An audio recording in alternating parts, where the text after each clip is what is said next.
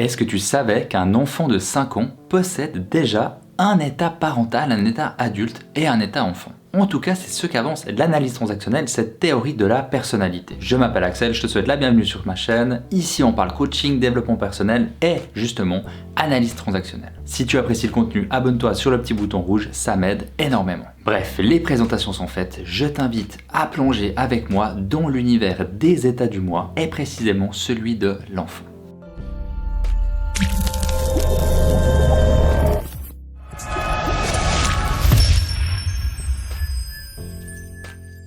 Alors aujourd'hui on va parler de l'analyse structurale du second ordre. Donc tu vas me dire comment je suis arrivé à faire une vidéo sur ce sujet.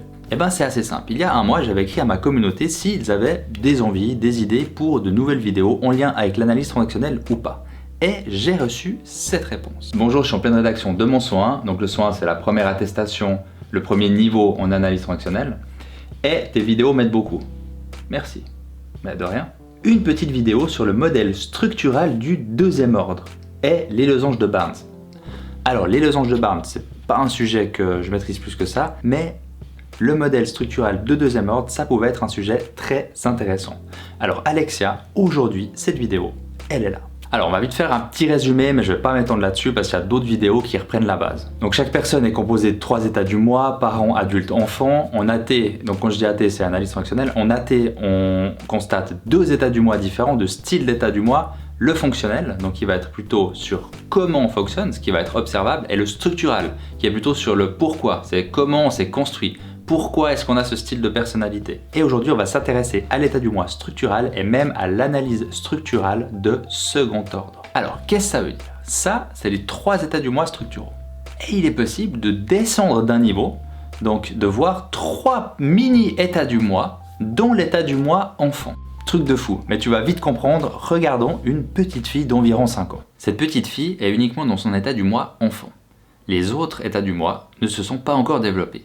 Mais dans son état du moi enfant, elle peut commencer déjà à naviguer avec un semblant de parent, un semblant d'adulte et un enfant qui correspond à quand elle était encore plus petite. C'est ce qu'on appelle dans le jargon P1, A1, E1. Ce sont des états du moi dans un état du moi. Ça peut te paraître bizarre, mais tu verras que c'est assez logique. Ça par exemple, une petite fille qui console sa maman, c'est tout simplement par mimétisme de sa maman ou de son papa qu'elle va commencer à développer son propre état du moi parent. Dans son état du moi adulte, donc le A1, ce qu'Eric Berne a nommé le petit professeur, c'est là où elle va poser des questions pour comprendre le sens de la vie, comprendre des choses compliquées. Papa, c'est quoi le son? Maman, pourquoi on meurt? Etc. Et son état enfant, dans le E1, c'est lorsqu'elle se comportera vraiment comme un bébé, se rouler par terre, parler avec une voix de bébé, etc. Elle agira comme quand elle avait 2 ans. 30 ans après, Noémie, qui a 35 ans, est toujours capable d'agir avec ces 3 états. Elle peut s'occuper de son mari qui est malade avec son P2. Elle peut réaliser une opération pour enlever des dents de sagesse avec son A2. Oui, Noémie est dentiste. Et son enfant, donc le E2, est identique à la petite Noémie d'il y a 30 ans, donc quand elle avait 5 ans. Et c'est là que ça devient intéressant. Pourquoi? Car sur les 3 aspects de l'enfant de Noémie, il y en aura toujours un qui va apparaître plus fortement que les 2 autres. Et sa personnalité que les gens lui connaissent va dépendre de l'état du moi enfant qui est le plus souvent branché. Si son enfant E2, donc le grand état du moi enfant, donc on se souvient P1, le petit état du moi parental dans l'enfant, elle va avoir des comportements dont elle avait pris exemple chez ses parents étant enfant, et des comportements plutôt contraignants. Il y a plusieurs noms dans le vocabulaire de l'analyse transactionnelle donnés à cet état. L'électrode, l'ogre, la sorcière ou le parent flic. Et c'est sur cette dernière dénomination qu'on va s'arrêter. Pourquoi le parent flic? Car il va faire en sorte que les gens ne se sentent pas OK, souvent par la contrainte. C'est très important de voir la différence entre l'état P2, donc l'état du parent normal, le grand état, et le P1, le petit état parental dans l'enfant. Le P1 est une petite fille qui se comporte comme une mère et le P2 est une mère. Pour reprendre les propos de Claude Steiner dans le livre Des scénarios et des hommes, livre qui, soit dit en passant, m'a beaucoup aidé pour écrire cette vidéo, il dit bien que le P1 dans le E2 veut être comme maman ou papa. Elle limite tout en quémandant à ses parents « est-ce que je m'y prends bien ?» Sauf qu'elle a 35 ans, donc ça peut être un peu emmerdant. Dans le P2, donc le grand état parental, il y aura aussi cet aspect de parents nourriciers, protecteur. Et là encore, il sera bien différent du P1, le petit état du moi. Imaginons un dialogue intérieur. Donc Noémie se dit ça depuis son P2. Fais attention à toi, ma belle. Ne tombe pas amoureuse d'un homme qui ne te respecte pas. Et depuis le P1, ça donnerait ceci. Fais attention à toi. Les hommes, c'est tous des sales porcs. Donc un côté beaucoup plus jugeant. Dans ces dialogues intérieurs, il y aura le parent nourricier qui pourrait aussi défendre l'enfant libre de ce fameux parent flic. Et ça donnerait un dialogue un peu comme ça. Noémie pourrait penser ça d'elle. « Ah mais t'es conne toi !» Et en même temps, son parent nourricier dirait « N'écoute pas ça, tu es quelqu'un de bien et je t'aime. » D'après Steiner, le P1 est un état figé, dans lequel le changement est impossible, contrairement au P2 qui va évoluer toute la vie. Donc là, c'était lorsque Noémie est dans son enfant, mais qu'elle utilise principalement son P1, l'état parental de son enfant.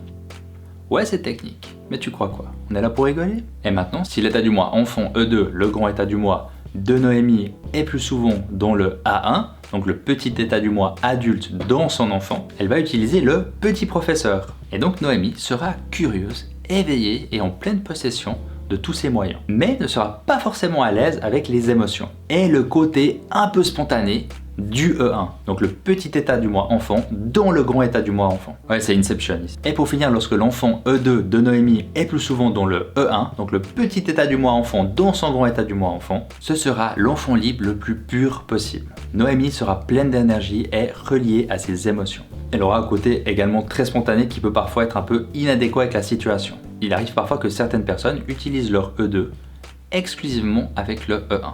Et ceci est très rare car généralement les interdits sociaux réprimandent ce genre de comportement, très spontané. Comme tu as pu le voir, la vidéo a traité essentiellement du parent flic, donc le P1, car on a tous cette petite voix en nous qui nous juge, qui nous dévalorise, qui est dur avec nous-mêmes ou avec les autres. Et je pense qu'être conscient de ces trois petits états du moi dans l'état du moi enfant peut réellement aider à comprendre certains fonctionnements, certaines réactions que l'on peut avoir. C'est une vidéo assez technique aujourd'hui pour des personnes qui ont déjà un certain niveau d'analyse fonctionnelle. N'hésite pas à me dire ce que tu as pensé en commentaire et j'espère que cette vidéo, Alexia, t'aidera à passer ton son 1. Comme à mon habitude, il me reste qu'à te souhaiter une très bonne connaissance de toi-même et je te dis à la semaine prochaine. Bye bye.